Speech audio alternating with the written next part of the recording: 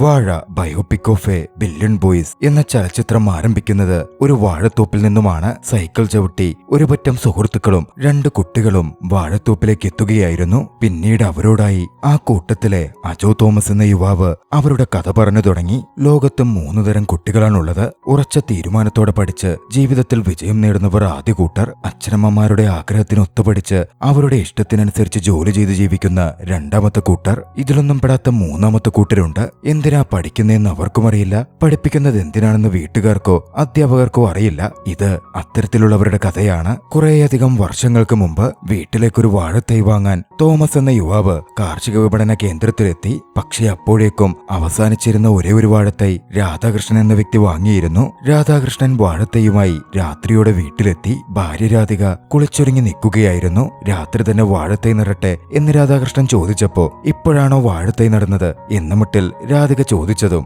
ഒരു പ്രണയസല്ലാപത്തിന് പറ്റിയ മൂട് തോന്നിയ രാധാകൃഷ്ണൻ വാഴത്തൈ പടിക്കെട്ടിൽ വെച്ച് വീടിനകത്തേക്ക് കയറിപ്പോയി. അതുവഴി പോവുകയായിരുന്ന മറ്റൊരാൾ വാഴത്തൈ കാണുകയും അത് മോഷ്ടിച്ചു കൊണ്ടുപോവുകയും ചെയ്തു. രാത്രിക്ക് രാത്രി ഭാര്യയുടെ സഹായത്തോടെ അയാൾ ആ വാഴത്തൈ തന്റെ പറമ്പിൽ നട്ടു. മാസങ്ങൾ കടന്നുപോയി. പല ഋതുക്കളും പിന്നിട്ട് വാഴത്തൈ കുലച്ചു. മൂപ്പത്തിയപ്പോൾ വാഴക്കുല വെട്ടി അത് മാർക്കറ്റിലെത്തി. മാർക്കറ്റിൽ നിന്ന് പഴമായി ഒടുവിൽ ഒരു ഹോട്ടലിലേക്കും. ഹോട്ടലുകാരൻ ആ വാഴപ്പഴം വെട്ടി അതുകൊണ്ട് പഴംപൊരി ഉണ്ടാക്കി. ആശുപത്രിക്ക് മുമ്പിലുള്ള ഹോട്ടലായിരുന്നു അത്. അന്ന് ആ പഴംപൊരി വാങ്ങാൻ പുറത്തുനിന്ന വ്യക്തിയാകട്ടെ രാധാകൃഷ്ണനും. പിന്നാലെയാണ് അങ്ങോട്ടേക്ക് വന്ന രാധാകൃഷ്ണന്റെ അളിയൻ. രാധാകൃഷ്ണൻ ഒരു മകൻ ജനിച്ചു എന്ന് പറയുന്നത്. ചെറുപ്പം തൊട്ടേ മകനു വേണ്ട എല്ലാ സാധനങ്ങളും വാങ്ങിക്കൊടുത്ത് രാധാകൃഷ്ണൻ അവനെ പൊന്നുപോലെ വളർത്താൻ തുടങ്ങി. അങ്ങനെ രാധാകൃഷ്ണന്റെ മകൻ വിഷ്ണു LKG ക്ലാസ്സിലെത്തിയ അതേ സമയത്തായിരുന്നു അതേ ക്ലാസ്സിൽ തോമസിന്റെ മകൻ അജോ തോമസും എത്തുന്നത്. വെച്ചൊരു മരം വരയ്ക്കൽ അതായിരുന്നു ടീച്ചർ അവർക്ക് കൊടുത്ത ആദ്യത്തെ ടാസ്ക്. എന്തു ചെയ്യണമെന്നറിയാതെ പകച്ചു നിന്ന ആ സമയത്താണ് അജോയും വിഷ്ണുവും പരസ്പരം കാണുന്നതും അവർ കൂട്ടുകാരാകുന്നതും. അജോയുടെ ഭാഷയിൽ പറഞ്ഞാൽ ലോകത്ത് ബെസ്റ്റ് ഫ്രണ്ട്സ് ഉണ്ടാകുന്നത് നമ്മൾ ഏറ്റവും ഹാപ്പി ആയിരിക്കുന്ന മറ്റൊരാളെ കാണുമ്പോഴല്ല, ഏറ്റവും മോശം സമയത്ത് അതേപോലെ പാളിയിരിക്കുന്ന ഒരുത്തനെ കാണുമ്പോഴാ. അതൊരു യാഥാർത്ഥ്യവുമായിരുന്നു. അജോയും വിഷ്ണുവും ഉറ്റ സുഹൃത്തുക്കളായി. പക്ഷേ ഇരുവരുടെയും പാരന്റ്സിന് അതൊന്നും അത്രയ്ക്ക് താല്പര്യമുണ്ടായിരുന്നില്ല. ചെറുപ്പം തൊട്ടേ മക്കൾ പഠിച്ച് വലിയ നിലയിലെത്തണം എന്നാഗ്രഹിക്കുന്ന ശരാശരി പാരന്റ്സ് ആയിരുന്നു അവരുടേതും. പ്രത്യേകിച്ച് അവരുടെ അച്ഛന്മാർ. രാധാകൃഷ്ണനെ സംബന്ധിച്ചിടത്തോളം അജോയ്ക്കൊപ്പം മകൻ വിഷ്ണു കൂടിയ. അവനെ കണ്ടിട്ട് നന്നായി പഠിക്കുമെന്ന് തോന്നുന്നില്ല. അതുകൊണ്ട് ഇവനും പഠിക്കില്ലെന്നും ഒന്നുകിൽ ഇവന് നന്നായി പഠിക്കുന്ന ഒരു കൂട്ടുകാരനെ കിട്ടണം, അല്ലെങ്കിൽ എതിരാളിയെ എന്ന അഭിപ്രായമായിരുന്നു. പക്ഷേ ആ എതിരാളി അവരുടെ ജീവിതത്തിലേക്ക് എത്തുവാൻ അവർ 4ാം ക്ലാസ്സിൽ എത്തേണ്ട വന്നു. വിശ്വം എന്ന പയ്യനായിരുന്നു അത്. ക്ലാസ്സിലെ ടോപ്പർ, എല്ലാത്തിലും ഒന്നാമൻ. ടീച്ചറെ പേടിക്കാതിരിക്കാനുള്ള വഴി ഞാൻ പറഞ്ഞുതരാം, മിഠായി തന്നാൽ മതി എന്ന് പറഞ്ഞുകൊണ്ടാണ് ആദ്യമേ അവൻ അവർക്ക് മുമ്പിൽ എത്തുന്നത്. പക്ഷെ ഞങ്ങൾക്ക് ടീച്ചറെ പേടിയില്ലെന്നും മിഠായി ഞങ്ങൾ തിന്നുവെന്നും അവരിരുവരും വിശ്വത്തോട് പറഞ്ഞു. അപ്പോഴാണ് അവരുടെ ജീവിതത്തിലേക്ക് മൂസ കടന്നു വരുന്നത്. മിഠായി ഞാൻ തരാം എന്ന് പറഞ്ഞായിരുന്നു മൂസയുടെ വരവ്. വാപ്പ ഷാർജ എന്നുകൊണ്ടുന്ന സ്പെഷ്യൽ ചോക്ലേറ്റാ എന്ന് പറഞ്ഞ് ഒരു മിഠായി പൊതി അവൻ വിശ്വത്തിന് കൊടുക്കുകയും ചെയ്തു. മൂസ വന്നതോടെ അവരുടെ റേഞ്ച് അങ്ങ് മാറി. ചെറിയ കേസുകെട്ടുകൾക്ക് ക്ലാസ് റൂമിൽ ഒതുങ്ങിക്കൂടിയിരുന്ന അവരങ്ങ് വളർന്ന ഹെഡ് മാസ്റ്ററുടെ മുറിയിൽ വരെ എത്തി. വിശ്വത്തിന് മൂസ കൊടുത്ത മിഠായി ഉണ്ടായിരുന്നല്ലോ, അതൊരു മിഠായി പോലും ആയിരുന്നില്ല. അവന്റെ വല്യുപ്പാക്ക് വയറിളക്കാൻ കൊടുത്ത മരുന്നായിരുന്നു. വിശ്വം ആശുപത്രിയിലായി. ഹെഡ് മാസ്റ്ററുടെ അടുത്ത് അത് കംപ്ലൈന്റ് ചെയ്യാൻ വിശ്വത്തിന്റെ അച്ഛനും വന്നു. പ്രത്യേകിച്ച് പറയണ്ടല്ലോ, അജോയുടെയും മൂസയുടെയും വിഷ്ണുവിന്റെയും പാരന്റ്സിനെയും ഹെഡ് മാസ്റ്റർ വിളിച്ചു വരുത്തിയിരുന്നു. ആ പയ്യൻ ആശുപത്രിയിലാ, നിങ്ങൾ പോയി ആ പയ്യന്റെ കാര്യം നോക്ക് എന്ന് പറഞ്ഞ് അവരുടെ പാരന്റ്സിനെ ഹെഡ് മാസ്റ്റർ പറഞ്ഞു വിട്ടു. അവർക്കന്ന് നല്ല ചൂരൽ കഷായവും ലഭിച്ചു. മൂസ കാരണമാണ് തല്ല് കിട്ടിയത് എന്നുള്ള രീതിയിൽ അജോയ്ക്കും വിഷ്ണുവിനും പരിഭവം ഉണ്ടായിരുന്നു. അന്നത്തോടെ മൂസയുടെ ഫ്രണ്ട്ഷിപ്പ് ഉപേക്ഷിക്കും, ഇനി കൂട്ടില്ലെന്നൊക്കെ പറഞ്ഞ് അവർ മാറിയതുമാണ്. പക്ഷേ മൂസ നിങ്ങൾ സിപ്പപ്പ് കഴിച്ചിട്ടുണ്ടോടാ എന്ന് ചോദിച്ച് അവരെ ക്ഷണിച്ചതും ആ പിണക്കമൊക്കെ അവിടെ തീർന്നു. അവരുടെ എല്ലാ കാലത്തും പഠിക്കാൻ വേണ്ടി കിട്ടുന്ന പൈസയിൽ നിന്നും കുറച്ച് പൈസ മാറ്റിവെച്ച് എങ്ങനെ സിപ്പപ്പ് വാങ്ങണം, കോള കുടിക്കണം, സിഗരറ്റ് വലിക്കണം, മദ്യപിക്കണം എന്നതിനൊക്കെ അവരെ ഗൈഡ് ചെയ്തതും മുമ്പിൽ നിന്ന് നയിച്ചതും ഇതേ മൂസ തന്നെയായിരുന്നു. അതല്ലേ അതിന്റെ ഒരു ബ്യൂട്ടി എന്നതായിരുന്നു മൂസയുടെ പ്രധാന ടാഗ്ലൈൻ. എല്ലാത്തിനുമൊപ്പം അവനൊരു ബ്യൂട്ടി എന്ന വാക്കുണ്ടാകും. പക്ഷേ അവരുടെ ജീവിതത്തിലേക്ക് യഥാർത്ഥ ബ്യൂട്ടി കടന്നു വന്നത് പിന്നീടായിരുന്നു. 4Bയിൽ പഠിക്കുന്ന ഡെയ്സി. അജോയ്ക്കും വിഷ്ണുവിനും ഒരുപോലെ ഡെയ്സിയോട് പ്രണയ താല്പര്യമുണ്ടായിരുന്നു. പ്രകടമായി കാണിച്ചു കാണിച്ചില്ലെങ്കിലും ചെറുതായി മൂസയ്ക്കും. അങ്ങനെ വർഷങ്ങൾ പിന്നിട്ട് അവർ ഹൈസ്കൂളിലെത്തി. ഡെയ്സി അപ്പോഴും അവരുടെ പ്രേമഭാചനമായി തുടർന്നു. ഡെയ്സി ഇംപ്രസ് ചെയ്യാൻ അവരൊക്കെ പരമാവധി ശ്രമിക്കുകയും ചെയ്തു. അങ്ങനെയിരിക്കെയാണ് ഡെയ്സിയുടെ ബർത്ത്ഡേ വരുന്നത്. ഡെയ്സിക്ക് ഒരു കാഡ്ബറീസ് വാങ്ങിക്കൊടുക്കണം എന്നവർക്കുണ്ടായിരുന്നു. പക്ഷേ അജോയുടെ പക്കലും തോമസിന്റെ പക്കലും 10 രൂപ വെച്ചിട്ടേ ഉള്ളൂ. 10 രൂപ കാഡ്ബറീസ് ആണെങ്കിൽ തീർന്നും പോയി. മൂസ സജഷൻ പറഞ്ഞു, 20 രൂപയുടെ ഒരു കാഡ്ബറീസ് വാങ്ങി നിങ്ങൾ രണ്ടാളും കൂടി അവൾക്കങ്ങ് കൊടുക്കണം. അങ്ങനെ രണ്ടാളും കൂടി ഡെയ്സിക്ക് ഹാപ്പി ബർത്ത്ഡേ പറഞ്ഞ് കാഡ്ബറീസ് കൊടുത്തു. ഉടൻ വന്നു ഡെയ്സിയുടെ മറുപടി.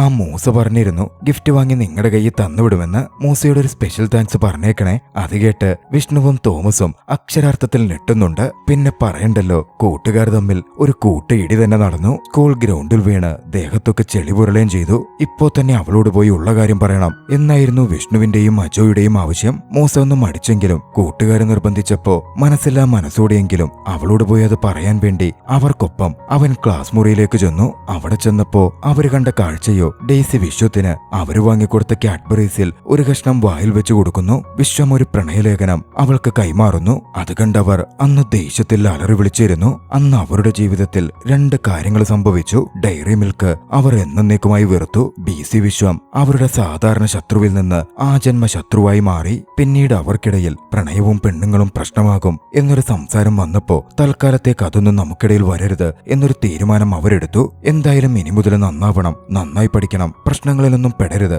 എന്ന തരത്തിൽ ഐസും കഴിച്ചവർ സംസാരിച്ചിരിക്കുകയാണ്. ഒരു കാറ് അവരുടെ ദേഹത്തേക്ക് ചെളി തെറിപ്പിച്ചു പോയത്. അവർ എഴുന്നേറ്റ് അലറി വിളിച്ചപ്പോ കാറ് നിർത്തി അതിലുള്ളവർ സോറി പറഞ്ഞു. ആ പോട്ടെ എന്ന് കരുതി അവർ നിന്നപ്പോ ഒരു കല്ല് പാഞ്ഞു വന്ന് കാറിന്റെ ചില്ല് തകർത്തിരുന്നു. നമ്മുടെ സ്കൂളിലെ പിള്ളേരുടെ ദേഹത്ത് ചെളി തെറിപ്പിച്ചു പോകുന്നോടാ എന്ന് അലറിക്കൊണ്ട് കല്ലെടുത്തെറിഞ്ഞതാകട്ടെ കലാമെന്ന് വിളിക്കുന്ന അബ്ദുൽ കലാമായിരുന്നു. പിന്നെ പറയണ്ടല്ലോ, വീണ്ടും അവർ ഹെഡ്മാസ്റ്ററിന്റെ മുറിയിലെത്തപ്പെട്ടു. അതിനെപ്പറ്റി ഹെഡ്മാസ്റ്റർ അവരെ ചോദ്യം ചെയ്ത് നിൽക്കുകയാണ്. വിവേകാനന്ദ് എന്ന് പേരുള്ള മറ്റൊരു പയ്യനും അങ്ങോട്ടേക്ക് എത്തുന്നത്. അധ്യാപകനെ പിടിച്ച് തള്ളിയതായിരുന്നു അവന്റെ പേരിലുള്ള പ്രശ്നം. നന്നാവാന്ന് തീരുമാനിച്ചാലും സാറ് പോലും ഞങ്ങൾ വിശ്വസിക്കുന്നില്ലല്ലോ എന്നൊരു ഡ്രാമയൊക്കെ അന്ന് വിഷ്ണുവും മറ്റും അവിടെ അവതരിപ്പിക്കുന്നുമുണ്ട്. എന്തായാലും 2 വശത്തായി അന്ന് ഇരുകൂട്ടരും ഹെഡ്മാസ്റ്ററുടെ മുറിയുടെ പുറത്തു നിന്നു. പക്ഷേ പതിയെയാണെങ്കിലും ഹെഡ്മാസ്റ്ററുടെ മുറിക്ക് മുമ്പിൽ വെച്ച് പതിവായി കണ്ടുമുട്ടി അവരിരുവരും കൂടി അവരുടെ 3 അംഗ സംഘത്തിലേക്ക് ഉൾപ്പെട്ടു. അവരങ്ങനെ ഉറ്റ സുഹൃത്തുക്കളായ 5 പേരായി മാറി. അങ്ങനെ ഇരിക്കെയാണ് കലാം തന്റെ കയ്യിൽ ഒരു അഡൽട്ട് പടത്തിന്റെ CD ഉണ്ടെന്ന് പറയുന്നത്. തന്റെ കയ്യിൽ പ്ലെയർ ഉണ്ട് എന്ന് മൂസയും പറഞ്ഞു. പക്ഷേ തോമസിനും മറ്റും അതടുത്ത പ്രശ്നമാവോ എന്ന് ഭയമുണ്ടായിരുന്നു. പക്ഷേ കൂട്ടുകെട്ടാണല്ലോ, എന്തായാലും അതിട്ട് കാണാൻ അവർ തീരുമാനിച്ചു. കമ്പ്യൂട്ടർ ലാബിൽ തന്നെയായിരുന്നു അവർ ആ ഡിസ്കിട്ട് കണ്ടത്. പക്ഷെ അവർ കണ്ടുകൊണ്ടിരിക്കെ പെട്ടെന്ന് കറണ്ട് പോയി കമ്പ്യൂട്ടർ ഓഫായി. CD അതിൽ കുടുങ്ങിയെന്ന് പ്രത്യേകം പറയണ്ടല്ലോ. സാറ് വന്ന് അവരെ ക്ലാസ്സിലേക്ക് പറഞ്ഞുവിടുകയും ചെയ്തു. കറണ്ട് വന്നപ്പോ സാറാ CD കൈയോടെ പൊക്കി. CDയുമായി സാറ് പോകുന്നത് 3 അംഗ സംഘം ഞെട്ടലോടെ കാണുകയും ചെയ്തിരുന്നു. അച്ഛൻ തങ്ങളെ തല്ലി ശരിയാക്കും എന്ന തരത്തിൽ തോമസും വിഷ്ണുവും വല്ലാതെ ഭയപ്പെട്ടു നിന്നു. മൂസയാണെങ്കിൽ പെട്ടെന്നെന്തോ ആലോചിച്ച് ഒരു പരിഹാരമുണ്ടാക്കാമെന്ന് പറഞ്ഞു. വിഷ്ണുവിന്റെ പക്കലുണ്ടായിരുന്ന ഡിസ്കിന്റെ കവർ മൂസ ചോദിച്ചു വാങ്ങി. പിന്നാലെ ഒരു ബുക്കിനുള്ളിൽ വെച്ച് ഫ്രണ്ട് ബെഞ്ചിലെ അവരുടെ കനത്ത എതിരാളി BC വിശ്വത്തിന്റെ ബെഞ്ചിലേക്ക് മൂസ വന്നിരുന്നു. ആരും ശ്രദ്ധിക്കാത്ത തക്കം നോക്കി BC വിശ്വത്തിന്റെ ബാഗിനുള്ളിലിരിക്കുന്ന ഒരു ബുക്കിലേക്ക് ആ കവർ അവൻ കയറ്റിവെച്ചു. അജോ തോമസ് ആണെങ്കിൽ അതൊക്കെ കണ്ടൽപ്പം ഭയക്കുന്നുണ്ടായിരുന്നു. ഒരു കുഴപ്പം വരില്ല എന്ന് പറഞ്ഞ് മൂസ അവരെ ആശ്വസിപ്പിച്ചു. ഈ സമയം ഡെയ്സിയോട് പ്രണയസല്ലാപത്തിലായിരുന്ന വിശ്വമാകട്ടെ എഴുന്നേറ്റ് ബാഗിൽ നിന്ന് അതേ ബുക്ക് എടുത്തു. ബുക്കിനുള്ളിൽ കത്ത് വെച്ചിട്ടുണ്ടെന്നും വായിച്ചിട്ട് മറുപടി തന്നാൽ മതിയെന്നും പറഞ്ഞ് അത് ഡെയ്സിക്ക് കൊടുത്തു. അത് കണ്ട അക്ഷരാർത്ഥത്തിൽ മൂസയും അജോയും വിഷ്ണുവും ഞെട്ടുന്നുണ്ട്. പിന്നാലെയായിരുന്നു ചെക്കിങ്ങിന് ക്ലാസ്സിനകത്തേക്ക് അധ്യാപകരും ഹെഡ്മാസ്റ്ററും എത്തുന്നത്. അവർ ബാഗ് മുഴുവൻ പരിശോധിച്ചു. ഡെയ്സിയുടെ ബാഗിൽ നിന്ന് ഡിസ്കിന്റെ കവറും കണ്ടെടുത്തു. ഡെയ്സി പൊട്ടിക്കരയാൻ തുടങ്ങി. നിസ്സഹായതയോടെ അവൾ വിശ്വത്തെ നോക്കി. വിശ്വവും ആകെ വല്ലാതായി പോയിരുന്നു. ഹെഡ്മാസ്റ്റർ ഡെയ്സിയെ റൂമിലേക്ക് വിളിച്ചുകൊണ്ടുപോയി. പെട്ടെന്നാണ് വിശ്വം മൂസ തന്റെ ബെഞ്ചിൽ വന്നിരുന്ന കാര്യം ആലോചിച്ചത്. ദേഷ്യത്തിൽ എന്താണ് നീ ചെയ്തത് എന്ന് ചോദിച്ച് വിശ്വം മൂസയെ എതിരിട്ടു. അതൊരു കൂട്ടയിടിയിലേക്ക് മാറുകയായിരുന്നു. ഒച്ചയും ബഹളവും കേട്ട് അടുത്ത ക്ലാസ്സിലായിരുന്ന വിവേകാനന്ദും കലാമും കൂടി ഓടിയെത്തി. കൂട്ടയിടി കണ്ടതും പെട്ടെന്ന് ഒന്നും ചിന്തിക്കാതെ കലാം അവിടുത്തെ അധ്യാപകന്റെ ചെയറെടുത്ത് BC വിശ്വത്തെ അടിച്ചു. വിശ്വത്തിന്റെ കാലുവരെ ഒടിഞ്ഞിരുന്നു. പിന്നെ പറയണ്ടല്ലോ, സംഭവം വീണ്ടും ഹെഡ്മാസ്റ്ററുടെ മുറിയിലെത്തി. വിശ്വത്തിന്റെ അച്ഛനും വന്നിരുന്നു. അച്ഛൻ ഹെഡ്മാസ്റ്ററുടെ അടുക്കൽ, ഞാൻ ദൂരെയ ജോലി നോക്കുന്നത്, അതുകൊണ്ട് മോനെ ബന്ധുവീട്ടിൽ നിർത്തിയാ പഠിപ്പിക്കുന്നേ. നല്ലൊരു സ്കൂളിൽ പഠിക്കട്ടെ എന്ന് കരുതി. നന്നായി പഠിക്കുന്ന എന്റെ മോൻ ഇവിടെ വേണോ അതോ ഈ തല്ലിപ്പടികൾ വേണോ എന്നിനി സാറ് തന്നെ തീരുമാനിക്ക് എന്ന് ഹെഡ്മാസ്റ്ററോട് പറഞ്ഞു. ഇതൊക്കെ കേട്ട് തല താഴ്ത്തി 5 അംഗ കൂട്ടുകാരുടെ അച്ഛന്മാർ നിരന്നു നിൽക്കുന്നുണ്ടായിരുന്നു. അറിയുന്നു. ദേഷ്യം വന്ന രാധാകൃഷ്ണൻ തന്റെ മകനെ ഇവിടെ നിന്ന് മറ്റൊരു സ്കൂളിൽ ചേർക്കാൻ പോകുവാണ് എന്ന് ഹെഡ്മാസ്റ്ററോട് പറഞ്ഞു. ഇനി ഇവനോട് മിണ്ടാനോ കൂട്ടുകൂടാനോ വന്ന ഇവനായിരിക്കും തല്ല് കിട്ടുന്നേ, ഇവന്റെ കാല് ഞാൻ തല്ലിയൊടിക്കും എന്ന് വിഷ്ണുവിന്റെ കൂട്ടുകാരോട് അയാൾ ദേഷ്യത്തിൽ പറയുകയും ചെയ്തു. ശേഷം വിഷ്ണുവിനെ കൂട്ടിക്കൊണ്ടുപോയി. തോമസും അത്തരത്തിൽ പറഞ്ഞ് അജോയെ അവിടെ നിന്ന് വിളിച്ചുകൊണ്ടു പോന്നു. അന്ന് അവരുടെ അച്ഛന്മാരൊക്കെ ചേർന്ന് ഒരു തീരുമാനമെടുത്തു. അവർ 5 പേരെയും ഇനി ഒരിടത്ത് പഠിപ്പിക്കില്ലെന്ന്. പിന്നീട് അങ്ങോട്ടുള്ള നാളുകൾ അവരുടെ ജീവിതത്തിൽ ഏറെ ദുഃഖം നിറഞ്ഞതായിരുന്നു. ഒന്നിനും ഒരൊഴുക്കില്ലാത്ത പോലെ പഠിക്കാനൊക്കെ ശ്രമിച്ചെങ്കിലും അവരെ കൊണ്ട് എവിടുന്ന് സാധിക്കാൻ. ഒടുവിൽ +2 എക്സാമും കഴിഞ്ഞു. ഒരു തരത്തിൽ കഷ്ടപ്പെട്ട് പാസ്സായെന്ന് പറഞ്ഞാൽ മതിയല്ലോ. പക്ഷേ അപ്പോൾ വന്നു അടുത്ത പ്രശ്നം. രാധാകൃഷ്ണൻ വിഷ്ണുവിന് മുമ്പിലേക്ക് തന്റെ അനിയൻ കൂടിയായ കാര്യമായി പഠിക്കാതെ ഓരോ ഊടായ്പ ബിസിനസ്സും ചെയ്ത് ഇപ്പോൾ മുത്തക്കച്ചവടം ചെയ്യുന്ന അനിയനെ കുറ്റപ്പെടുത്തിക്കൊണ്ട് മകൻ വിഷ്ണുവിനെ ഉപദേശിച്ചു. മറ്റുള്ളവരെ പോലെ അങ്ങനെ പഠിക്കണം, ഇങ്ങനെ പഠിക്കണം, ഇങ്ങനെ ആവണം എന്നൊന്നും ഞാൻ പറയില്ല. നിനക്ക് ഞാൻ 2 ഓപ്ഷൻ തരും. ഒന്നുകിൽ എഞ്ചിനീയർ ആവാം, അല്ലെങ്കിൽ ഡോക്ടർ ആവാം. അപ്പോ എന്റെ സ്വപ്നമോ എന്ന് വിഷ്ണു ചോദിച്ചപ്പോ, അങ്ങനെ നിന്റെ ഇഷ്ടത്തിന് പഠിക്കാനാണ് അതേ വീടിന് പുറത്ത് എന്നായിരുന്നു രാധാകൃഷ്ണൻ പറഞ്ഞത്. എന്തായാലും രാധാകൃഷ്ണൻ എഞ്ചിനീയറിംഗ് തിരഞ്ഞെടുത്തു. അതുകൊണ്ട് തന്നെ ഒരു കഴിവുമില്ലെങ്കിലും മൂസയും എഞ്ചിനീയറിംഗ് പഠിക്കാൻ ആഗ്രഹിച്ചു. എല്ലാവരും എൻട്രൻസ് എഴുതി. നല്ല 8 നിലയിൽ എൻട്രൻസ് പൊട്ടി. അന്ന് രാധാകൃഷ്ണൻ വലിയ കലിപ്പിലായിരുന്നു. പക്ഷെ ഞാൻ തോക്കില്ലെന്നും പണം കൊടുത്താണെങ്കിലും വിഷ്ണുവിനെ എഞ്ചിനീയറിംഗിന് ചേർക്കും എന്നും രാധാകൃഷ്ണൻ ഉറപ്പിച്ചു. അവന്റെ കൂട്ടുകാരൊന്നുമില്ലാത്ത ഇടത്തേക്കാണ് അവനെ പാക്ക് ചെയ്യാൻ പോകുന്നത്. അവരുടെ കൂടെ കൂടിയ അവൻ നശിച്ചു പോകും എന്ന തരത്തിലും രാധാകൃഷ്ണൻ എന്ന് സംസാരിക്കുന്നുണ്ട്. അതൊക്കെ കേട്ട് തന്റെ മകൻ ദുഃഖത്തിലിരിക്കുന്നത് വിഷ്ണുവിന്റെ അമ്മ രാധിക ശ്രദ്ധിക്കുന്നുണ്ടായിരുന്നു. രാധിക അന്ന് ഷോപ്പിങ്ങിന് പോയപ്പോ സൂപ്പർ മാർക്കറ്റിൽ വെച്ച് അജോയുടെ അമ്മയെ കണ്ടു. അജോയുടെ അമ്മ രാധികയ്ക്ക് അടുത്ത് ചോദിച്ചു, വിഷ്ണുവിന് അഡ്മിഷൻ വല്ലതുമായോ? ആയിട്ടില്ല. മാർക്ക് കുറവല്ലേ? അജോയ്ക്കും മാർക്ക് കുറവാ. അവരൊന്നിച്ചുള്ളപ്പോഴേ അവർക്ക് സന്തോഷമുള്ളൂ. അതുകൊണ്ടായിരിക്കും മാർക്ക് കുറഞ്ഞേ. ഞാൻ അജോയോട് പറയാം, വിഷ്ണു അഡ്മിഷൻ എടുക്കുന്നിടത്ത് തന്നെ അഡ്മിഷൻ എടുക്കാൻ. അജോയുടെ അമ്മ അത് പറഞ്ഞെങ്കിലും രാധിക മൈൻഡ് പോലും കൊടുത്തില്ല. വിഷ്ണുവിന്റെ കൊച്ചച്ഛനോട് സംസാരിച്ചുകൊണ്ടിരുന്നു. വിഷ്ണു ഇവിടെ അഡ്മിഷൻ എടുക്കുന്നതെന്ന് പറഞ്ഞേ അജോയുടെ അമ്മ വീണ്ടും ചോദിച്ചെങ്കിലും രാധിക അത് പറഞ്ഞില്ല. പക്ഷേ സൂപ്പർ മാർക്കറ്റിൽ നിന്ന് പുറത്തേക്ക് ഇറങ്ങിയപ്പോ കൂടെ ഉണ്ടായിരുന്ന വിഷ്ണുവിന്റെ കൊച്ചച്ഛനോട് അവരുടെ അടുത്ത് പോയി അവനെവിടെ അഡ്മിഷൻ എടുക്കുന്നതെന്ന് പറഞ്ഞു കൊടുക്കാൻ പറഞ്ഞ് രാധിക പറഞ്ഞു വിട്ടു. എല്ലാത്തിലും ഉപരിയായി അമ്മമാർക്ക് മക്കളുടെ സന്തോഷമാണല്ലോ വലുത്. അതവിടെ പ്രകടമാവുകയായിരുന്നു. അങ്ങനെ കോളേജിന്റെ ആദ്യ ദിവസം എത്തി. എഞ്ചിനീയറിംഗ് കോളേജിലേക്ക് മകനെ ഡ്രോപ്പ് ചെയ്യാൻ നേരം രാധാകൃഷ്ണൻ പറഞ്ഞു, അവന്മാരൊക്കെ എന്തെങ്കിലും ജോലി എടുത്ത് ജീവിച്ചോളും. നീ പഠിച്ച് നല്ലൊരു ജോലി വാങ്ങാൻ നോക്ക്. പിന്നെ പഴയ പോലെ കൂട്ടുകെട്ടൊന്നും വേണ്ട, കേട്ടല്ലോ. വിഷ്ണുവും തലകുലുക്കി നേരെ കോളേജിന്റെ അകത്തേക്ക് കടന്നു. അതേ എഞ്ചിനീയറിംഗ് കോളേജിലായിരുന്നു വിശ്വവും ജോയിൻ ചെയ്തിരുന്നത്. സീനിയേഴ്സൊക്കെയായി വിശ്വത്തിന് പരിചയമുണ്ട്. പരിഭ്രമത്തോടെയായിരുന്നു വിഷ്ണു കോളേജിലേക്ക് കടന്നു ചെന്നത്. നേരെ ചെന്ന് വിഷ്ണു എതിരിട്ടതാകട്ടെ മുമ്പിൽ വന്ന വിശ്വത്തെയും. വിഷ്ണുവിനെ കണ്ടതും പഴയ കാര്യങ്ങൾ ഓർത്ത വിശ്വത്തിന് ദേഷ്യം മിരച്ചു കയറി. സീനിയേഴ്സിന്റെ സപ്പോർട്ട് കൂടി ആയതോടെ വിഷ്ണുവിനെ തല്ലാൻ വിശ്വം ഓടിയിറങ്ങി വന്നു. വിഷ്ണുവിനെ തല്ലുകയും ചെയ്തു. പെട്ടെന്നാണ് 4 ഭാഗത്തു നിന്നും എടാ എന്ന അലർച്ച കേട്ടത്. അലർച്ചയോടെ അങ്ങോട്ടേക്ക് ഓടിയെടുത്തത് വിഷ്ണുവിന്റെ പ്രിയ കൂട്ടുകാരായിരുന്നു. വിഷ്ണുവിന്റെ അമ്മ രാധിക വഴി വിഷ്ണു ചേരാൻ പോകുന്ന കോളേജ് മനസ്സിലാക്കിയിരുന്നവർ അതേ കോളേജിൽ അഡ്മിഷൻ എടുത്തിരുന്നു. കലാമും മൂസയും അജുവും പാനെത്തി. പിന്നെ പറയണ്ടല്ലോ, സീനിയേഴ്സുമായും വിശ്വവുമായും അവിടെ ഒരു കൂട്ടയിടി തന്നെ നടന്നു. ഇടിയൊക്കെ കഴിഞ്ഞ് ഒതുങ്ങിയപ്പോ വിഷ്ണുവിന്റെ മേൽ കൈവച്ച ആരാണെങ്കിലും വിവരമറിയും എന്നും കലാം ഭീഷണി മുഴക്കുന്നുണ്ട്. അപ്പോഴായിരുന്നു ഒരു അധ്യാപകൻ അവന്റെ മേൽ കൈവച്ചത്. ആരാണെന്ന് പോലും നോക്കാതെ കലാം അയാളെ അടിച്ച് താഴെയിട്ടു. അടിച്ച് താഴെയിട്ട ശേഷമാണ് തങ്ങളടിച്ചത് പ്രൊഫസറെയാണ് എന്നവർ മനസ്സിലാക്കുന്നത് പോലും. പിന്നെ പറയണ്ടല്ലോ, പതിവ് പോലെ പ്രിൻസിപ്പളിന്റെ മുറിയിലേക്ക് അവരെത്തപ്പെട്ടു.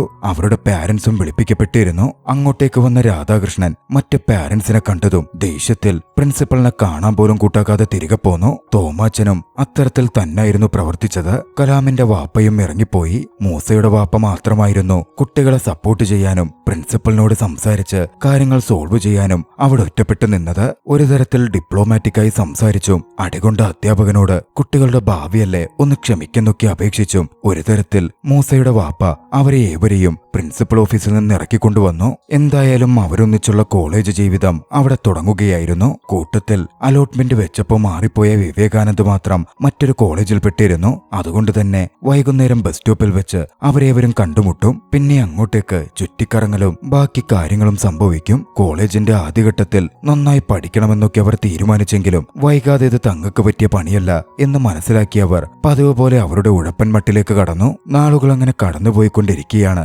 വീണ്ടും പ്രണയം അവരുടെ സംഘത്തിലേക്ക് എത്തുന്നത്. വിഷ്ണുവിന് റീത്ത എന്നൊരു പെൺകുട്ടിയോട് ഒരു പ്രണയ താല്പര്യം തോന്നി. ബസ് സ്റ്റോപ്പിലൊക്കെ വെച്ച് അവൻ അവളെ നോക്കി നിൽക്കും. അതേ ബസ് സ്റ്റോപ്പിൽ തന്നെയായിരുന്നു ഹാഷിറും സംഘവും ഉണ്ടായിരുന്നതും. ഹാഷിറിനും റീത്തയ്ക്ക് മേലൊരു കണ്ണുണ്ട്. അതും പറഞ്ഞ് ബസ് സ്റ്റോപ്പിൽ വെച്ച് വാക്കുതർക്കം ഉണ്ടാവുകയും ഇരു സംഘങ്ങളും തമ്മിൽ കൂട്ടിയിടി സംഭവിക്കുകയും ചെയ്തു. പക്ഷേ ആ കൂട്ടിയിടിയോടെ അവരൊക്കെ സുഹൃത്തുക്കളായി. തങ്ങൾ രണ്ടുപേരല്ലാതെ മൂന്നാമതൊരാൾ റീത്തയെ നോക്കരുത് എന്ന കോംപ്രമൈസിലേക്ക് ഹാഷിർ എത്തി. പിന്നെ ഒന്നിച്ച് വായ്നോട്ടവും മറ്റും അവർ ആരംഭിച്ചു. അവരൊക്കെ തമ്മിലുള്ള സൗഹൃദവും വളർന്നു വന്നു. അങ്ങനെയിരിക്കെ ഒരു അവധിക്ക് വിശ്വന്തന്റെ വീട്ടിൽ പോയി. ജോലി കഴിഞ്ഞെത്തിയ അച്ഛൻ വിശ്വത്തെ കണ്ടിരുന്നു. നീയപ്പ വന്നു, എന്തായി നിന്റെ ഫൈനൽ ഇയർ പ്രോജക്റ്റിന്റെ കാര്യം എന്നൊക്കെയായിരുന്നു കണ്ട മാത്രയിൽ അച്ഛൻ അവനോട് ചോദിച്ചത്. തന്റെ പ്രോജക്റ്റിനെ പറ്റി വിശ്വം വിശദീകരിച്ചു കൊടുത്തു. അതിൽ തന്റെ കുറച്ച് അഭിപ്രായങ്ങളും വിശ്വത്തിന്റെ അച്ഛൻ പറഞ്ഞു. എപ്പോഴാ പോകുന്നത് എന്നച്ഛൻ ചോദിച്ചപ്പോ 2 ദിവസം കഴിഞ്ഞേ പോകുന്നുള്ളൂ എന്നായിരുന്നു വിശ്വം പറഞ്ഞത്. എന്തിനാ 2 ദിവസം, ഒരുപാട് പഠിക്കാനുള്ളതല്ലേ, ഇന്ന് വൈകിട്ട് തന്നെ ഹോസ്റ്റലിലേക്ക് പൊക്കോ എന്ന് പറഞ്ഞ അവന്റെ അച്ഛൻ അവിടെ നിന്ന് പോയി. വിശ്വത്തിന് ചെറിയൊരു ദുഃഖം തോന്നാതിരുന്നില്ല. ആ ഒരു കാലയളവിലായിരുന്നു അജോയും ക്ലാസ്സിലെ മായ എന്ന പെൺകുട്ടിയും തമ്മിൽ സൗഹൃദം രൂപപ്പെടുന്നത്. രാത്രി ഒറ്റയ്ക്ക് കറങ്ങാനിറങ്ങുന്ന, ആണുങ്ങളെപ്പോലെ വസ്ത്രം ധരിക്കുന്ന, ബൈക്ക് ഓടിക്കുന്ന, രസകരമായി സംസാരിക്കുന്ന ഒരു പെൺകുട്ടിയായിരുന്നു മായ. രാത്രിയിൽ ഒരിക്കൽ ചുറ്റാനിറങ്ങിയ അവളുടെ ബൈക്ക് പങ്ക്ചറായപ്പോൾ മായ സഹായത്തിന് അജോയെ വിളിച്ചു. അതായിരുന്നു അവർ തമ്മിലുള്ള അടുപ്പത്തിന് തുടക്കം കുറിക്കുന്നത്. രാത്രിയിൽ ഗവൺമെന്റ് ആശുപത്രിക്ക് മുമ്പിൽ ചായയും ബിസ്ക്കറ്റും കിട്ടും എന്നതടക്കം അവൾക്കറിയാമായിരുന്നു. അജോയുമായി അവിടെ ചെന്ന് അവൾ ചായ കുടിച്ചു. അന്ന് അജോ അവളോട് ചോദിച്ചു, നീ എന്താ ഇങ്ങനെ ആണുങ്ങളെപ്പോലെ വസ്ത്രം ധരിച്ച് മുടിയൊക്കെ മുറിച്ച് നടക്കുന്നത്? അവൾ പറഞ്ഞു, അതെന്താ അങ്ങനെ ആയിക്കൂടെ? അത് പിന്നെ എനിക്കും നിങ്ങളെപ്പോലെ ആവാനാ ആഗ്രഹം. പക്ഷേ ആളുകൾ വിചാരിക്കുന്ന പോലെ അങ്ങനൊന്നുമല്ല. എനിക്ക് നിങ്ങൾ ആണുങ്ങളെപ്പോലെ ജോലി ചെയ്യാൻ പറ്റണം, പിന്നെ വീട് വാങ്ങണം, കാശുണ്ടാക്കണം, കാറ് വാങ്ങണം, എന്റെ പാരന്റ്സിനെയൊക്കെ നന്നായി നോക്കണം. പിന്നെ ആണുങ്ങൾക്ക് ചെയ്യാൻ പറ്റുന്ന എല്ലാം എനിക്കും ചെയ്യാൻ പറ്റണം. എല്ലാ ആണുങ്ങൾക്കും അതിന് ഇതുപോലുള്ള ആഗ്രഹമൊക്കെ ഉണ്ടാവോ? അജോ ചോദിച്ചു. അതെന്താ, നിങ്ങൾക്കൊന്നുമില്ലേ? ഇല്ലെന്നായിരുന്നു അജോയുടെ മറുപടി. എന്താ നിന്റെ ഫ്യൂച്ചർ പ്ലാൻസ് എന്ന് മായ ചോദിച്ചപ്പോ അജോ ചെറുതായി തപ്പിത്തടഞ്ഞു. അവന് വലിയ ധാരണയൊന്നുമില്ല എന്ന് മായക്ക് മനസ്സിലാവുകയും ചെയ്യുന്നുണ്ടായിരുന്നു. മറുവശത്ത് റീത്തയാണെങ്കിൽ വിഷ്ണുവിന് തന്നോടുള്ള പ്രണയത്തെ മുതലെടുക്കാൻ ആരംഭിച്ചിരുന്നു. വിഷ്ണുവിനെ കൊണ്ട് ഓരോ സാധനങ്ങൾ വാങ്ങിപ്പിക്കുകയും നോട്ട് എഴുതിപ്പിക്കുകയും ഒക്കെ അവൾ ചെയ്യും. അങ്ങനെ റീത്തയ്ക്ക് പിന്നാലുള്ള വിഷ്ണുവിന്റെ നടക്കലും മായക്കൊപ്പമുള്ള ചാറ്റിങ്ങും ബൈക്ക് റൈഡും ഒക്കെയായി അവരുടെ നാളുകൾ കുറേയേറെ കൂടെ മുമ്പോട്ട് പോയി. ഒരിക്കൽ കൂട്ടുകാരോടൊപ്പം ഇരുന്ന് സംസാരിക്കുമ്പോൾ അവർക്കിടയിലേക്ക് പ്രണയം തുറന്നു പറയണം എന്നുള്ള നിർബന്ധിതാവസ്ഥ കടന്നു വന്നു. ഒരു വാശിപ്പുറത്ത് അടുത്ത ദിവസം തന്നെ താൻ തന്റെ പ്രണയം പറയുമെന്ന് വിഷ്ണു പറഞ്ഞു. കൂട്ടത്തിൽ അജോയും മായയോട് തന്റെ പ്രണയം പറയും എന്ന് വിഷ്ണു പ്രഖ്യാപിക്കുകയും ചെയ്തു. പിറ്റേന്ന് പറഞ്ഞ പോലെ മായയോട് സംസാരിക്കാൻ അജോ തീരുമാനിച്ചു. അതിനുവേണ്ടി അവൻ അവളെയും കൂട്ടിക്കൊണ്ടു പോയത് പതിവ് പോലെ അവർ രാത്രി പോകുന്ന ആശുപത്രിയുടെ മുന്നിലേക്കായിരുന്നു. പക്ഷേ പകലാണല്ലോ, അവിടെ വേണ്ട ജനം. അജോ പറയാൻ പറ്റാതെ തപ്പിത്തടഞ്ഞു നിന്നു. അപ്പോഴാണ് ആംബുലൻസിൽ ആക്സിഡന്റ് പറ്റി ഒരാളെ കൊണ്ടുവന്നത്. ചോരൊലിച്ച് അയാളെ കണ്ടതും അജോ തലകറങ്ങി താഴെ വീണു. എന്നിരുന്നാലും അജോ കാര്യം അവളോട് പറഞ്ഞിരുന്നു. പക്ഷേ മെസ്സേജിൽ അവന് റിപ്ലൈ കിട്ടി. അതിന്റെ പേരിൽ കൂട്ടുകാരൊക്കെ ചേർന്ന് അജോയെ കളിയാക്കാനും തുടങ്ങി. അവർ മായ അയച്ച മെസ്സേജ് വായിച്ചു. നിന്നോട് എനിക്കിഷ്ടമുണ്ടേലും അത് നടക്കില്ല. നിന്റെയും നിന്റെ കൂട്ടുകെട്ടും കണ്ടാലറിയാം നിന്റെ കരിയറിന്റെ പോക്ക് എങ്ങോട്ടാണെന്ന്. നീ ആദ്യം പഠിച്ച് സെറ്റാവാൻ നോക്ക്, എന്നിട്ട് നമുക്ക് ആലോചിക്കാം. കൂട്ടുകാരൻ മെസ്സേജ് വായിച്ച് അജോയെ കളിയാക്കി ചിരിച്ചു. മെസ്സേജ് തീർന്നതും മൂസ പറഞ്ഞു, അവൾക്ക് ഇഷ്ടമല്ലേ ഇഷ്ടമല്ലെന്ന് പറയണം, അല്ലാണ്ട് നമ്മളെപ്പറ്റി പറയേണ്ട കാര്യമില്ല. അജോ ആണെങ്കിൽ ആകെ സങ്കടത്തിൽ നിൽക്കുമായിരുന്നു. വിഷ്ണു എന്ന് പറഞ്ഞു, അളിയാ നിന്റെ സങ്കടത്തിനൊരു കാരണമെങ്കിലും ഉണ്ട്, എനിക്കാണ് ഇതുവരെ പറയാൻ പോലും പറ്റിയിട്ടില്ല. അപ്പോഴാണ് വിഷ്ണുവിന് റീത്തയുടെ കോൾ വരുന്നത്. തനിക്ക് വേണ്ടി തന്റെ ഫ്രണ്ടിൽ നിന്ന് ഒരു ബുക്ക് വാങ്ങിക്കൊണ്ടുവരാമോ എന്നവൾ വിഷ്ണുവിനോട് ചോദിച്ചു. വിഷ്ണു വലിയ താല്പര്യത്തോടെ പറഞ്ഞാ പോരെ ഞാൻ കൊണ്ടുവരില്ലേ എന്നൊക്കെ പറയുന്നുമുണ്ട്. അപ്പോഴാണ് അവൻ ആ ബസ് സ്റ്റോപ്പിലുണ്ടാകും, അവന്റെ നിന്ന് വാങ്ങിക്കൊണ്ടുവന്നാ മതി എന്ന് റീത്ത പറയുന്നത്. അവനെന്ന് കേൾക്കുന്നതും മൊത്തത്തിൽ കൂട്ടുകാരടക്കം ഏതാവൻ എന്ന മട്ടിലൊക്കെ ചോദിക്കുന്നുമുണ്ട്. ഉടൻ മൂസ പറഞ്ഞു, നമുക്കെല്ലാവർക്കും കൂടി അവൻ ആരാണെന്ന് കാണാൻ പോവാം. അവനോട് നീ അവിടെ ചെന്ന് മനസ്സ് തുറന്ന് ശേഷം റീത്തേനോട് മനസ്സ് തുറന്ന് ഒക്കെ സെറ്റാക്കാം. കൃത്യമായൊന്നും മനസ്സിലായില്ലെങ്കിലും വിഷ്ണുവും ഓക്കെ പറഞ്ഞു. ഇതേ സമയം ദുഃഖിതനായിരുന്ന അജോ ആകട്ടെ എനിക്ക് മായയെ കാണണം എന്ന് പറയുന്നുമുണ്ട്. അങ്ങനെയാണെങ്കിൽ മായയെ കണ്ടിട്ട് റീത്തയുടെ കൂട്ടുകാരനെ കാണാൻ പോവാം എന്നവർ തീരുമാനിച്ചു. അവരൊന്നിച്ച് മായയുടെ വീട്ടിൽ ചെന്നു. പക്ഷേ മായയുടെ വീട്ടിൽ ആരുമുണ്ടായിരുന്നില്ല. മായ ആശുപത്രിയിൽ അച്ഛന് ഗ്യാസ് വന്നേം കൊണ്ട് പോയതായിരുന്നു. മായ ആശുപത്രി തന്നെ ഉണ്ടാകും എന്ന് ചിന്തിച്ചിരുന്ന അജോ ആകട്ടെ കൂട്ടുകാരുമായി നേരെ അങ്ങോട്ടേക്ക് പോയി. എല്ലാവരും മദ്യപിച്ചാണല്ലോ എത്തുന്നത്. മായ അപ്പോ അച്ഛന് വേണ്ടി ചായ വാങ്ങുകയായിരുന്നു. അച്ഛൻ അവിടെ തൊട്ടടുത്ത് കസേരയിലും ഇരിക്കുന്നുണ്ട്. ചായ വാങ്ങി നിൽക്കുന്ന മായയുടെ മുമ്പിലേക്ക് ചെന്ന അജോ പറഞ്ഞു, നീ എന്താടി മെസ്സേജ് അയച്ചേ? എന്റെ കൂട്ടുകെട്ടുകൊള്ളില്ലെന്നോ? നിനക്കറിയോ ഇവരാരാണെന്ന്? ഇവരെന്റെ ചങ്സ് ആണ്. ഞങ്ങൾ എങ്ങനാണ് ഇനിയും ഇങ്ങനൊക്കെ തന്നെ ആയിരിക്കും. നിനക്ക് സൗകര്യമുണ്ട് എന്റെ കൂടെ വന്നാ മതിയിടി, അല്ലാതെ നിനക്ക് വേണ്ടി എന്റെ കൂട്ടുകെട്ടൊന്നും കളയാൻ പറ്റില്ല. എന്റെ വീട്ടുകാർ പറഞ്ഞിട്ട് കേട്ടിട്ടില്ല. പിന്നെ നീ എന്റെ പ്രശ്നങ്ങളൊക്കെ കറക്റ്റായിട്ട് അങ്ങ് അനലൈസ് ചെയ്യുന്നുണ്ടല്ലോ. ഉത്തരവാദിത്വമില്ല, ലക്ഷ്യബോധമില്ല, സ്ഥലകാല ബോധമില്ലാന്ന്. നീ എന്തെങ്കിലും നിന്റെ പ്രശ്നം ആലോചിച്ചിട്ടുണ്ടോടി? മുടിയും വെട്ടി തന്തയുടെ ഷർട്ട് കൊടുത്തണിഞ്ഞ് തന്തയുടെ ബൈക്കും കൊണ്ട് രാത്രി ഇറങ്ങിയ നീ ആണാവില്ലടി. അജോ ഓവറാകുന്ന കണ്ട് വിഷ്ണു മതിയടാ പോവാമെന്നൊക്കെ പറയുന്നുണ്ടായിരുന്നു. പക്ഷേ അജോ തനിക്ക് മുഴുവൻ പറയണമെന്ന് പറഞ്ഞു വീണ്ടും പറഞ്ഞു, നിനക്കിവളുടെ പ്രശ്നം എന്താണെന്നറിയോടാ? ഇവളുടെ തന്തയ്ക്ക് ആമ്പിള്ളേരെ ജനിക്കണം എന്ന് വലിയ ആഗ്രഹമായിരുന്നു. എന്നിട്ട് ജനിച്ചതോ ദേ ഇവള്. അത് കാരണം അയാള് കുറെ നാൾ അപ്സെറ്റ് ആയിരുന്നു. എന്നിട്ട് അതിനു വേണ്ടിയാ അവളിപ്പോ ഈ ആണുങ്ങളെ പോലെ കോലം കെട്ടിക്കൊണ്ട് നടക്കുന്നേ. ഇത് മാത്രമൊന്നുമല്ല, ഇവൾക്ക് നല്ലൊരു ജോലി വാങ്ങി ആണുങ്ങള് പാരന്റ്സിനെ നോക്കുന്ന പോലെ നോക്കണോന്ന്. എടേ, അത് ആണാണേലും പെണ്ണാണേലും നോക്കൂടി. ലുക്ക് മാത്രം മാറ്റിയം കൊണ്ടൊന്നും കാര്യമില്ല. നിന്റെ അച്ഛൻ ആ ആഗ്രഹങ്ങളൊക്കെ എന്നേ മറന്നു കാണും. നീ എന്നിട്ട് അതും പൊക്കി പിടിച്ചോണ്ട് അച്ഛന്റെ ആൺകുട്ടിയെന്നും പറഞ്ഞങ്ങ് നടക്കുവല്ലേ. നിന്റെ എല്ലാ മണ്ടത്തരത്തിനും ഒക്കത്തിനും ഞാൻ കൂട്ടിനിന്നിട്ടില്ലേടി. കിട്ടിക്കഴിഞ്ഞും ഒക്കെ നിന്റെ ഇഷ്ടത്തിന് ചെയ്തൊന്നും പറഞ്ഞതല്ലേടി. നീ എന്നെങ്കിലും എന്റെ ഇഷ്ടത്തിന് നടന്നൊന്ന് പറഞ്ഞിട്ടുണ്ടോടി? എന്നിട്ട് എന്റെ ഫ്രണ്ട്ഷിപ്പ് കളയണോലേടി? എനിക്ക് സൗകര്യമില്ലടി. നീ പോയി നിന്റെ പണി നോക്ക്. അതും പറഞ്ഞ് അജോ അവിടെ നിന്ന് പോന്നു. അജോ മായയോട് അതൊക്കെ പറയുന്നത് മുഴുവൻ കേട്ട് മായയുടെ അച്ഛൻ അവിടുത്തെ കസേരയിൽ ഇരിക്കുന്നുണ്ടായിരുന്നു. മായ തല താഴ്ത്തിക്കൊണ്ട് ചായയും വാങ്ങി അച്ഛന്റെ അടുത്ത് ചെന്നു. അച്ഛൻ മായയോട് പറഞ്ഞു, മോളെ, നീ നിന്റെ ഇഷ്ടപ്രകാരം ജീവിക്കുന്നെന്ന് അച്ഛൻ കരുതിയിരുന്നേ. നീ എനിക്ക് വേണ്ടിയാ ജീവിക്കുന്നെന്ന് ഞാൻ ഇപ്പോഴാ അറിഞ്ഞേ. പക്ഷേ ഞാൻ നിന്നോട് അങ്ങനൊന്നും പെരുമാറിയിട്ടില്ലല്ലോ. മായ വിതുമ്പാൻ തുടങ്ങിയിരുന്നു. മകളെ ചേർത്തു പിടിച്ചുകൊണ്ട് ആ അച്ഛൻ പറഞ്ഞു, എന്നാലും ആ പയ്യൻ വേണ്ടി വന്നല്ലേ എനിക്കെന്റെ മോളെ മനസ്സിലാക്കാൻ. പാവം പയ്യനാലേ. അതേയെന്ന് മായ തലകുലുക്കി. അച്ഛൻ പറഞ്ഞു, പക്ഷേ മണ്ടന, അവനെയൊക്കെ പ്രേമിക്കാൻ പോയാലേ നമ്മുടെ ജീവിതം കയ്യിന്ന് പോവും. മറുവശത്ത് കൂട്ടുകാരൊന്നിച്ച് സന്തോഷത്തോടെ ചിരിച്ചു മറിഞ്ഞ് അജോയും സംഘവും റീത്ത പറഞ്ഞ കൂട്ടുകാരനെ കാണുവാൻ ബസ് സ്റ്റോപ്പിലേക്ക് പോവുകയായിരുന്നു. പോകുന്ന വഴിക്ക് അവർ ഹാഷിറിനെയും കൂടി വിളിച്ചു. ഹാഷിറും റീത്തയെ നോക്കുന്നവനാണല്ലോ. അവർ ബസ് സ്റ്റോപ്പിലെത്തുമ്പോ കണ്ണടയൊക്കെ വെച്ച് ജെന്റിൽമാൻ ലുക്കിൽ ഒരു പയ്യനിരിക്കുന്നുണ്ട്. മറുവശത്ത് ടീഷർട്ടൊക്കെ ധരിച്ച ഒരുത്തനും റീത്തയുടെ കൂട്ടുകാരനെന്ന് പരിചയപ്പെടുത്തിയ ജെന്റിൽമാൻ ലുക്കുള്ളവന്റെ അടുത്ത് ചെന്ന് അവർ പരിചയപ്പെട്ടു. ഫ്രെഡി എന്നായിരുന്നു അവന്റെ പേര്. വന്നപാടെ ഫ്രെഡി അവർ കുറച്ച് വാരാനൊക്കെ നോക്കുന്നുണ്ട്. പിന്നാലെ റീത്തയും നീയും തമ്മിൽ എന്താടാ എന്ന മട്ടിൽ അവർ ചോദ്യം ചെയ്തപ്പോ റീത്ത എന്റെ അടുത്ത ഫ്രണ്ടാണ് എന്ന് ഫ്രെഡി പറഞ്ഞു. പിന്നാലെ ഫ്രെഡിക്ക് അടുത്ത് നിന്ന് അവർ ബുക്ക് വാങ്ങി. ഫ്രെഡി കാശ് ചോദിച്ചതും നിനക്ക് ഞാൻ ഒത്തളങ്ങ തരൂടാ എന്ന് പറഞ്ഞ ദേഷ്യത്തിൽ വിഷ്ണു ഫ്രെഡിയെ ഇടിക്കാനോങ്ങി. തിരികെ ഫ്രെഡിയും. പക്ഷേ ഫ്രെഡി ഇടിക്കാനോങ്ങി നിൽക്കെ ഫ്രെഡിയുടെ കൈ മറ്റൊരാൾ കടന്നു പിടിച്ചിരുന്നു. അതവിടുത്തെ പോലീസ് ഇൻസ്പെക്ടർ ആയിരുന്നു. പോലീസ് എന്ന് കേൾക്കുന്നതും കാണുന്നതും വിഷ്ണുവും കൂട്ടുകാരും ഒന്ന് ഞെട്ടുന്നുണ്ട്. അപ്പോഴായിരുന്നു ഹാഷിറും സംഘവും കൂടി അങ്ങോട്ടേക്ക് വന്നെത്തുന്നത്. കൈയടക്കട എന്ന് പറഞ്ഞ് ഇൻസ്പെക്ടറുടെ ദേഹത്ത് തന്നെ ഹാഷിർ കൈവച്ചു. ഇൻസ്പെക്ടർ ഹാഷിറിനെയും കടന്നു പിടിച്ചു. പിന്നെ പറയണ്ടല്ലോ, ഏവരും നേരെ പോലീസ് സ്റ്റേഷനിൽ. സംഭവം എന്തെന്നാൽ ഫ്രെഡി ഒരു ലഹരി കച്ചവടക്കാരനായിരുന്നു. ഫ്രെഡിയെ പിടികൂടാനായിരുന്നു ആ സമയം അങ്ങോട്ടേക്ക് ഇൻസ്പെക്ടർ എത്തിയിരുന്നത്. കൃത്യസമയം അവിടെത്തി വിഷ്ണുവും കൂട്ടുകാരും ഹാഷിറും സംഘവും പെടുകയായിരുന്നു. ഇൻസ്പെക്ടർ അങ്ങോട്ടേക്ക് അവരുടെയൊക്കെ പാരന്റ്സിനെയും വിളിച്ചു വരുത്തി. ലഹരി കേസിലാണല്ലോ മക്കള് പെട്ടിരിക്കുന്നത്. രാധാകൃഷ്ണനും തോമസിനും ബാക്കിയുള്ളവരുടെ പാരന്റ്സിനും വലിയ രോഷം തന്നെ ഉണ്ടായിരുന്നു. തോമാച്ചൻ ഇൻസ്പെക്ടറുടെ മുമ്പിൽ വെച്ച് തന്നെ ഇവനെയൊക്കെ ഉണ്ടാക്കിയ നേരത്തൊരു വാഴ വെച്ചാൽ മതിയായിരുന്നു എന്ന് പറഞ്ഞ് അജോയെ തല്ലുന്നു പോലുമുണ്ട്. പിന്നാലെ അച്ഛന്മാരൊക്കെ ചേർന്ന് മക്കളെ നോക്കുന്ന തങ്ങളുടെ കഷ്ടപ്പാടുകളെ പറ്റിയും അവരോടൊന്ന് പഠിക്കാൻ മാത്രമേ പറഞ്ഞിട്ടുള്ളൂ, അതിന് ഞങ്ങളെ ശത്രുക്കളെ പോലെ കാണുന്നേ എന്നൊക്കെ ഇമോഷണലായും ദേഷ്യപ്പെട്ടും പറയുന്നുണ്ട്. അത് കേട്ടതും മക്കളുടെയും നിയന്ത്രണം പോയിരുന്നു. അച്ഛന്മാര് തരുന്ന പ്രഷറിനെ പറ്റിയും പഠിക്കാൻ പറ്റാത്തവർക്കും ജീവിക്കണ്ടേയെന്നും എല്ലാ കുറ്റങ്ങൾക്കും തങ്ങളെ ആ തെറ്റുകാരാക്കുന്നെന്നുമൊക്കെ അവർ അച്ഛന്മാർക്കെതിരെയും പറഞ്ഞു. അത്തരത്തിൽ പരസ്പരം വാഗ്വാദങ്ങൾ നിറഞ്ഞു നിൽക്കെ ഇൻസ്പെക്ടറും രോഷം കൊണ്ട് വിറച്ചിരുന്നു. പണ്ട് അതുപോലെ അച്ഛന്റെ പ്രഷർ കിട്ടി ആത്മഹത്യ ചെയ്യാൻ വരെ ശ്രമിച്ച ഒരാളായിരുന്നു ആ ഇൻസ്പെക്ടർ. ഒടുവിൽ അച്ഛന്റെ താല്പര്യപ്രകാരം പഠിച്ചായിരുന്നു ഇഷ്ടമില്ലാത്ത പോലീസ് ജോലിയിൽ പോലും അയാൾ തുടരുന്നത്. വല്ലാതെ ഫ്രസ്ട്രേറ്റഡായ ഇൻസ്പെക്ടർ മുൻകൂട്ടി തന്നെ അവർക്കൊന്നും ഈ ലഹരി ഇടപാടുമായി ബന്ധമില്ലെന്ന് മനസ്സിലാക്കി വിഷ്ണുവിനെയും കൂട്ടുകാരെയും ഹാഷിറിനെയും സംഘത്തെയും അവിടെ നിന്ന് പറഞ്ഞുവിട്ടു. കുറ്റവാളിയായ ഫ്രെഡിയെ മാത്രം അവിടെ അയാൾ പിടിച്ചു നിർത്തി. ദേഷ്യത്തിലായിരുന്നു അന്ന് അച്ഛന്മാർ പുറത്തേക്കിറങ്ങിയത്. വിഷ്ണു അച്ഛന്റെ കാറിലേക്ക് കയറാൻ ചെന്നപ്പോ രാധാകൃഷ്ണൻ അതിന് സമ്മതിച്ചില്ല. കണ്ട മയക്കുമരുന്നുകാർക്കൊന്നും എന്റെ വീട്ടിൽ സ്ഥാനമില്ല. അവിടെ എന്റെ ഭാര്യയും ഞാനുമാ ഉള്ളത്. ഈ വയസ്സാം കാലത്ത് നിന്റെയൊക്കെ പേര് ജയിലിൽ കയറാൻ എനിക്ക് പറ്റില്ല.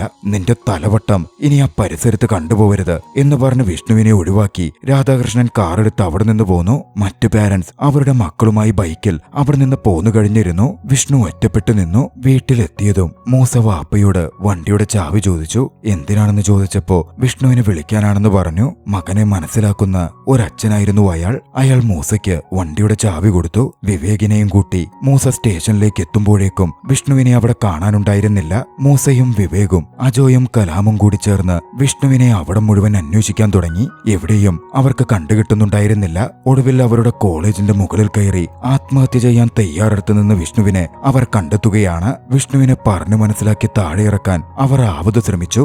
ആദ്യമൊന്നും വിഷ്ണു കേൾക്കുന്നേ ഉണ്ടായിരുന്നില്ല. പക്ഷേ ഒരു തരത്തിൽ വീണ്ടും വീണ്ടും കാര്യങ്ങൾ പറഞ്ഞുമൊക്കെയും വിഷ്ണുവിന്റെ മനസ്സ് മാറ്റി താഴെ ഇറക്കാൻ അവർക്ക് കഴിഞ്ഞു. അവരൊന്നിച്ചായിരുന്നു വീടിന് മുമ്പിൽ വിഷ്ണുവിനെ ഡ്രോപ്പ് ചെയ്തത്. വീട്ടിലേക്ക് അവരോട് വരണ്ടെന്നും അച്ഛൻ കണ്ട സീനാകും എന്നും വിഷ്ണു പറഞ്ഞു. നീ വീട്ടിൽ കയറിയിട്ട് ഞങ്ങൾ പോകുന്നുള്ളൂ എന്ന് പറഞ്ഞ് കൂട്ടുകാർ അവിടെ തന്നെ നിന്നു. വിഷ്ണു വീട്ടിലേക്ക് നടന്നു കയറി ചെന്നു. വീട്ടിലെത്തി അവനെ അച്ഛൻ വീണ്ടും എതിരിടുകയാണ്. താനൊന്നും ചെയ്തിട്ടില്ലെന്നും അവൻ കരഞ്ഞ് അച്ഛനോട് അപേക്ഷിച്ച് പറഞ്ഞെങ്കിലും രാധാകൃഷ്ണൻ ഒന്നും ചെവികൊള്ളുന്നുണ്ടായിരുന്നില്ല. ദേഷ്യത്തോടെ അയാൾ മകനെ എതിരിട്ടു നിന്നു. വീട്ടിൽ നിന്ന് ഇറങ്ങിപ്പോവാനൊക്കെ വിഷ്ണുവിനോട് അയാൾ ആക്രോശിച്ചുകൊണ്ടിരുന്നു. മകനെ സപ്പോർട്ട് ചെയ്യാൻ വേണ്ടി അമ്മ അതിൽ ഇടപെട്ടതോടെ രാധാകൃഷ്ണന്റെ ദേഷ്യം മുഴുവൻ രാധികയുടെ നേരെ തിരിഞ്ഞു. അവളാണ് മോനെ വളർത്തി വഷളാക്കിയത് എന്നൊക്കെ അയാൾ ദേഷ്യത്തിൽ പറഞ്ഞു. ഇനിയൊക്കെ എന്റെ നെഞ്ചത്തേക്കിട്ടോ. കുഞ്ഞുനാൾ മൂലം നിങ്ങൾ തല്ലിപ്പഠിപ്പിച്ച ഇവനെ ഇങ്ങനാക്കിയത് ഒരു നല്ല വാക്ക് അവനോട് പറഞ്ഞിട്ടുണ്ടോ എന്നൊക്കെ രാധിക തിരിച്ചു ചോദിച്ചതും നിയന്ത്രണം വിട്ട രാധാകൃഷ്ണൻ രാധികയെ തല്ലി. ഇതൊക്കെ കണ്ടു നിൽക്കുകയായിരുന്ന വിഷ്ണുവിനും നിയന്ത്രണം വിട്ടിരുന്നു. ഒരു തെറ്റും ചെയ്തിട്ടില്ലെന്ന് അപേക്ഷിച്ചുകൊണ്ടിരുന്ന അവൻ നിയന്ത്രണം വിട്ട്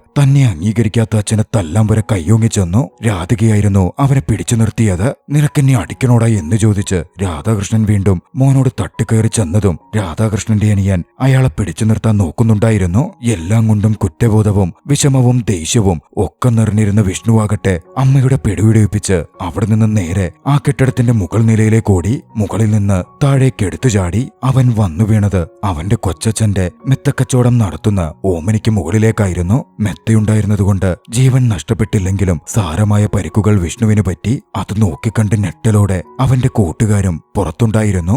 കഥയുടെ ആദ്യഭാഗം ഇവിടെ അവസാനിക്കുന്നു. തുടർന്ന് കാണുവാൻ ഡിസ്ക്രിപ്ഷനിൽ കൊടുത്തിട്ടുള്ള ലിങ്കിൽ ക്ലിക്ക് ചെയ്യുക. വീഡിയോ നിങ്ങൾക്കിഷ്ടമായെങ്കിൽ ലൈക്ക് ചെയ്യുക. അഭിപ്രായങ്ങളും നിർദ്ദേശങ്ങളും കമന്റുകളിൽ രേഖപ്പെടുത്തുക. കഴിയുമെങ്കിൽ ചാനൽ സബ്സ്ക്രൈബ് ചെയ്തും കൂട്ടുകാർക്ക് ഷെയർ ചെയ്തു കൊടുത്തും ഞങ്ങളെ സപ്പോർട്ട് ചെയ്യുക.